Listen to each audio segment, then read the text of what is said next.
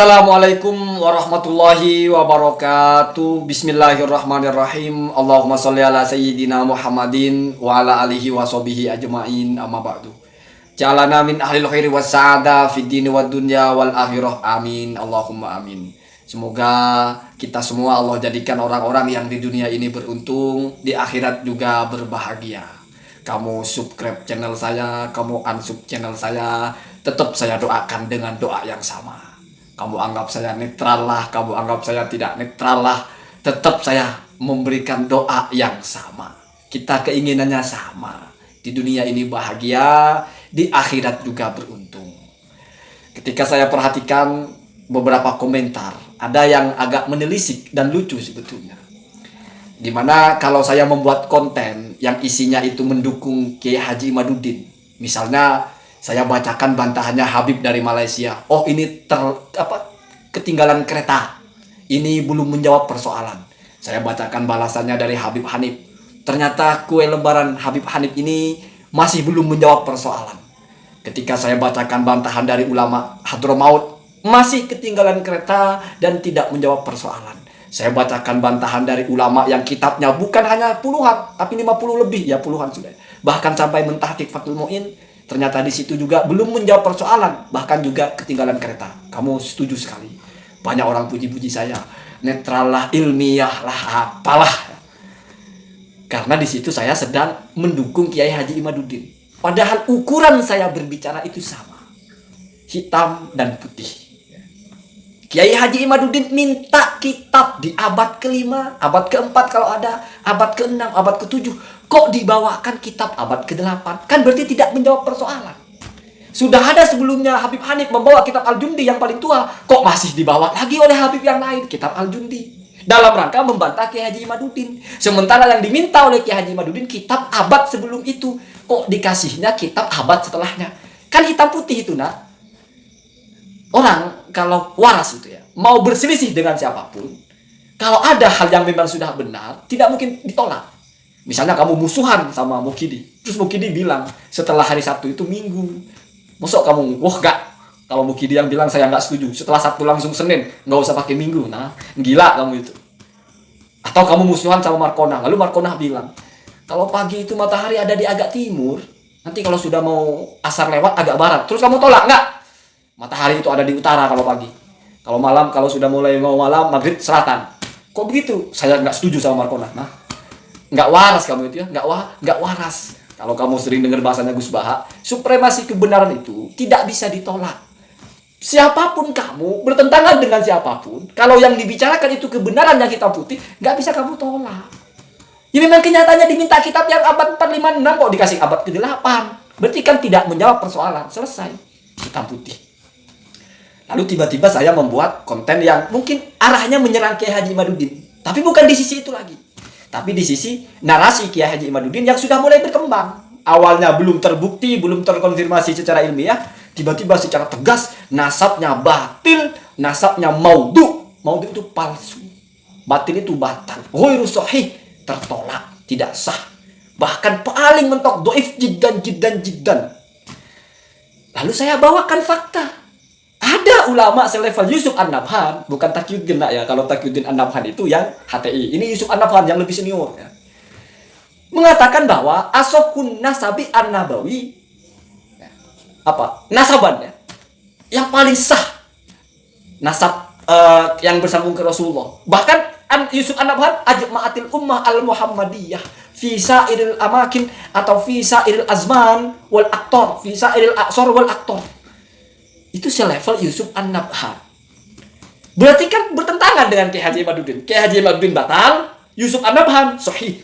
Saya bilang, kamu mau ikut Kiai Haji Imaduddin atau ikut Yusuf An-Nabhan? Loh, salahnya di mana?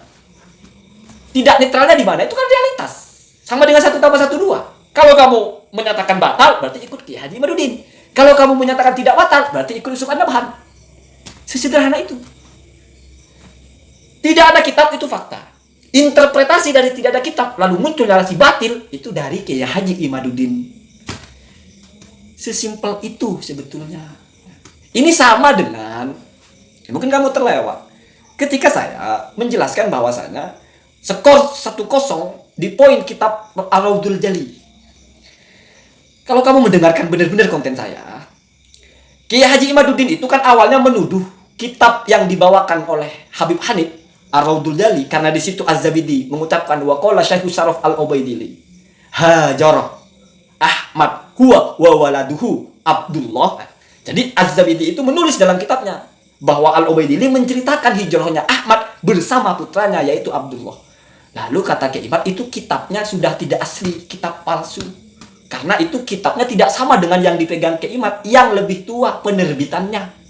Sementara itu kitab diterbitkan tahun ini 1444. Bahkan di situ ada internal Ba'alawi yang menjadi muhakiknya.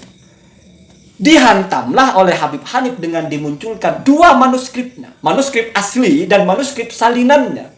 Semuanya sama-sama ada tulisan tangan Az-Zabidi dan tulisan tangan yang menyalin, ada ucapan wa qala Syekh Syaraf Al-Ubaidili. Terus kamu masih ngotot lebih meyakini Kiai Imaduddin yang benar, lah kan gila. Gila. Kitab sudah dikonfirmasi oleh manuskrip, kamu mau masih tolak juga. Fakta itu. Faktanya apa? Keliru Kiai Haji Imaduddin itu ketika merasa kitabnya lebih sah. Padahal ternyata kitabnya Kiai Imaduddin itu halaman 30-nya nggak ada. Itu kenyataan. Dan kemungkinan besar setelah ditelaah positioningnya, teks yang ditulis wa qala Syekh Syaraf itu ada di halaman 30-nya, buram 30-nya. Sudah pernah saya bahas. Kamu masih ngotot juga masalah itu. Hitam putih itu, hitam putih. Apa ukuran keaslian kitab itu? Dilihat manuskripnya. Manuskripnya ada. Malah berarti kalau misalnya kitabnya Kiai Imaduddin tidak menulis wa qala Syekh Syaraf, itu yang palsu. Bukan tidak menulis, halaman 30-nya hilang kok. Sudah pernah saya bahas. Itu masih nggak terima. Terus masalah misalnya Ibnu Hajar. Ibnu Hajar sudah menyampaikan metodologinya. Kalau ada orang yusyakku fi nasabihi, orang diragukan nasabnya ini syarif apa bukan.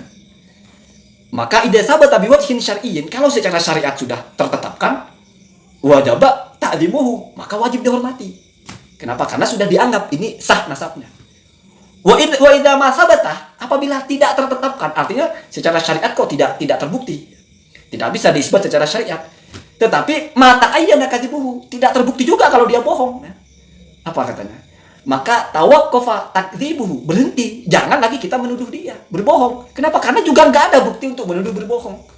Alasannya apa? Li'anna nasa ma'mununa fi ansabihim fal yusallam haluhu lahu, ya sudah urusan dia. Ibnu Hajar memberikan catatan yang sederhana. Wala yanbaghi ayyatahassa as-samma wa yaqdiru 'ala salamah.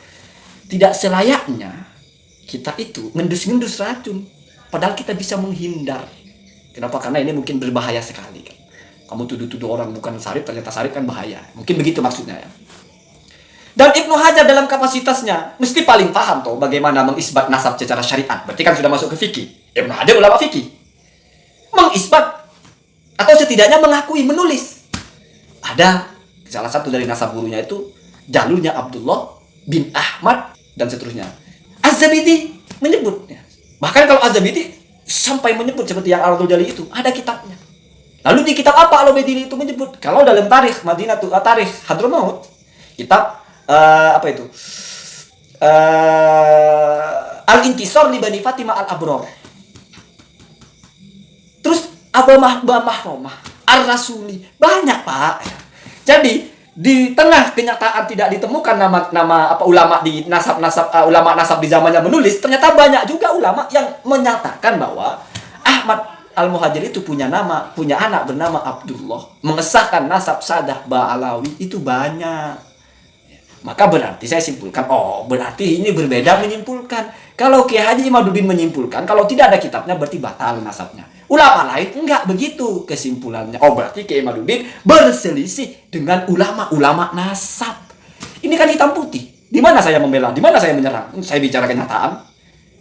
Kalau kamu terbuka pikirannya, tidak dikuasai oleh kebencian, tidak dikuasai oleh merasa dijajah lah, merasa diperbudak lah, insya Allah kamu bisa paham di mana alurnya orang berbicara itu. Jangan seperti ya tadi, walaupun kamu musuhan sama Mukidi, kalau Mukidi bilang matahari terbit dari timur, kamu nggak terima, kamu bilang terbit dari barat. Kan nggak waras, itu fakidul akli itu ya, sudah masuk orang yang hampir hilang akalnya karena dikuasai kebenciannya, dikuasai perasaannya ya. Berarti itu masuk kepada man ala hawahu ala aklihi. akalnya kalah kepada hawa nafsunya. Pengetahuannya terbatas, cuma modal denger-denger, ngegas. Ketika ada orang bicara sesuai dengan seleranya, cocok, didukung. Tidak sesuai dengan seleranya, tidak mau dengar. Ya, begitu ya, begitu. Kalau bagi saya nggak ada persoalan sebetulnya. Saya bertanggung jawab dengan yang saya bicarakan. Harfan saya bertanggung jawab. Artinya bertanggung jawab itu, ya bukan pilihan, tanggung jawab itu bukan pilihan, keharusan. Ya kalau pilihan ya, saya pilih-pilih. Kalau yang baik saya tanggung jawab, kalau buruk enggak begitu ya. Semua orang itu akan mas'ul, dipertanyakan, dipertanggungjawabkan. Termasuk kamu nulis komentar itu semuanya sama ya. Sama. Ma sadara minna fanahnu mas'uluna bihi. Apa yang keluar dari kita bertanggung jawab. Ada hisapnya, ada perhitungannya ya. Jadi kalau menyadari ini ya, sok atuh ya. Kamu mau keluar palsu Habib itu ya silahkan ya. Allahumma hdina ahdus sabil. Semoga kita itu menjadi orang-orang yang bisa mengedepankan berpikir sehat. Itu saja ya, itu saja. Assalamualaikum warahmatullahi wabarakatuh.